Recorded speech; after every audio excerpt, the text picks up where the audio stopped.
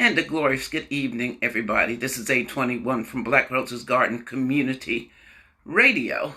And I just wanted to share something that I just saw online before the debates come on today. It says, dear liberals and independents, in 2020, there will be a candidate competing against Donald Trump for president. And it is very likely this candidate isn't your first choice, isn't 100% ideologically pure, has made mistakes in their life, may not really excite you all that much, and has ideas you are uncomfortable with. Now, I was talking with a gentleman at the gym today, and he asked me what I thought about Mike Bloomberg, because he said stop and frisk was something that was unforgivable. But what I'd like to call to your attention, guys, is that Trump was in support of stop and frisk as well. All right, that's thing number one. Thing number two, the crime bill that Joe Biden has been taking so much flack for during the debates. Bernie Sanders supported that bill too and worked to defend it.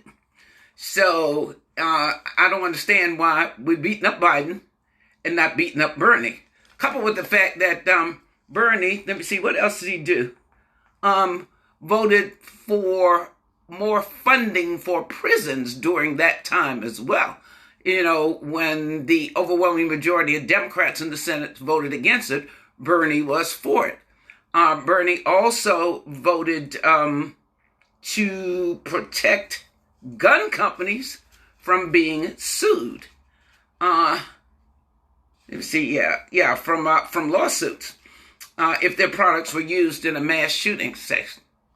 Okay, Buttigieg.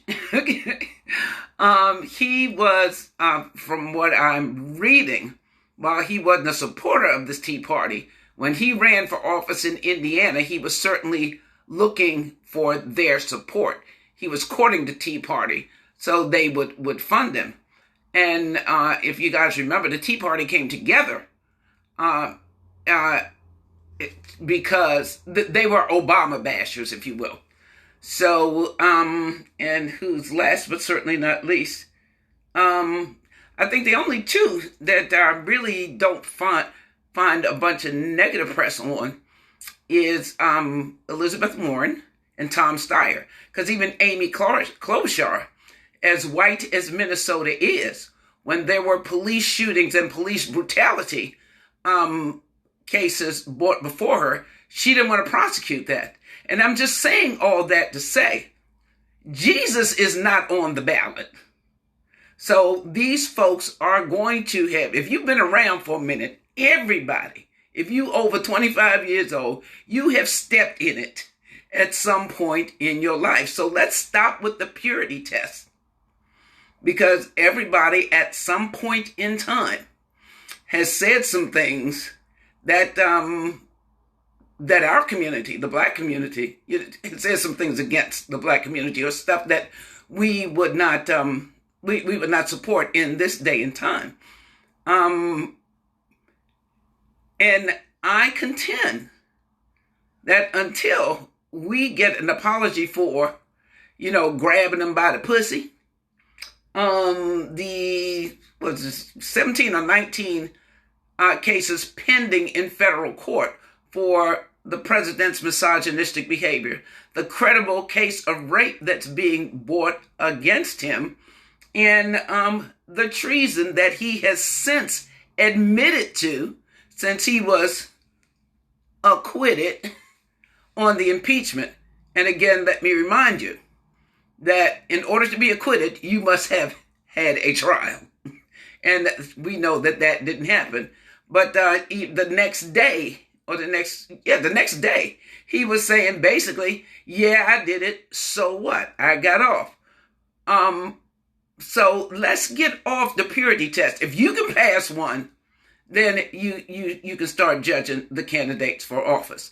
But until you can pass one, let's keep our eye on the ball.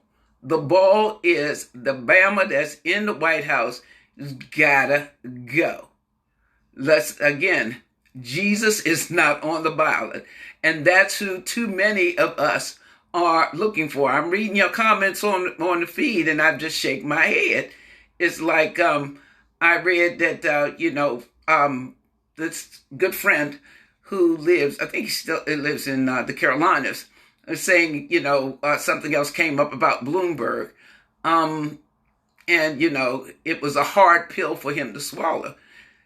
Ain't one of them folks running hasn't said something offensive to somebody at some point in their public lives. So again, keep your eye on the ball. Again, I encourage you to vet your candidates. I wanted to get this online before the debates came on this evening. And know, trust, and believe, folks, that we, the people, have got to start holding these folks who are in elected offices, whether we put the check mark or colored in the circle by their name or not. They represent us.